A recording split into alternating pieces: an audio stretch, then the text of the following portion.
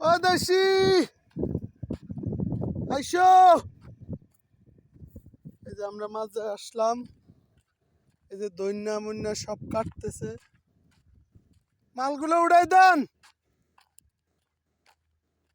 বাকি আছে মাল, মাল কি বাকি আছে?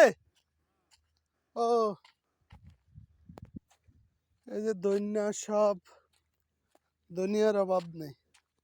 যখন শেষ হয়ে যায়, দৈন্যার মৌসুম শেষ হয়ে যায়, এখানে কিন্তু দৈন্যা পাওয়া যায়, কারণ এই জায়গার আবহাওয়াটা অনেক ভালো। এই যে দৈন্যা, আমাকে বাংলাদেশে দৈন্যা পাওয়া যায় না, দেখছেন? মাশাআল্লাহ, দৈন্যা কি কি গ্রিন, অনেক গ্রিন। লাল শাক, এই যে লাল শাক, যে মেথি, মেথি হয়েছে দেখেন, এই যে মেথি, মাশাআল্লাহ অনেক ভালো হয়েছে মেথি। এই যে মেথি, এগুলো সব দৈন্যা, যে মেথি। লোকজন নাই লাগে আর কেউ, একলা নেই। আহারে আমার দেশের দৈন্যা বড় হয়ে যেতেছে অনেক। তো আমগো কতগুলা মাছ যা হিসাব আছে, বুঝছেন?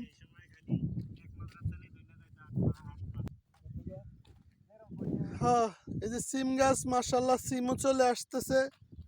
এই যে সিম গাছে, ছোট ছোট সিম গাছে অনেক সিম ধরে। এই যে আজ যে তাড়াতাড়ি আইছি। যাক, এই যে গাদা আছে, এগুলা কামড় দেয়নি গাদা এগুলা। এই যে গাদা গাদা, এই যে যারা যারা ওমানের গাদা দেখেন নাই, এই যে গাদা, গাদা পালে কি লেগে জানি না। এই যে ছোট ছোট গাদা, এই যে মাশাআল্লাহ সিম চলিয়েছে, সিম। আহ আহ, এই যে গাদাটা দৌড় দেয়, ডরাইতেছে, কারণ মানুষজন দেখে না, হঠাৎ আমারে দেখছে, এই জন্য ডরাইতেছে। বাইন্দা রাখছে, গুতা দিবনি বা কামড় দিবনি জানি না আমি, আল্লাহ জানে। ডরাই ডরাই যাইতেছি আমি। এটা হলো বেটা গাদা, এটা হলো বাচ্চা গাদা। আর কামড় দিব কিনা জানি না।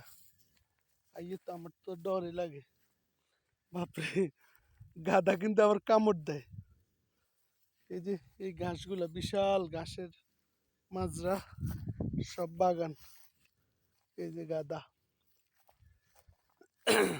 কি দোষ কেফালেক জেন বরাবর, মাফি আক্কেল। ঘাস খাইছ, তুই ঘাস খাইছস? আর আবার আরবি বুঝে, আরবির লগে থেকে থেকে আরবি বুঝে ভালো। এটা বাচ্চা, এটা ডরাইতেছে আমাদের দেখে। শুনুন, গাদা ফালে কিনলে, গাদা ফাললে কি লাভ এনে জানি না, হয়তো শখ করে ফালে এরা।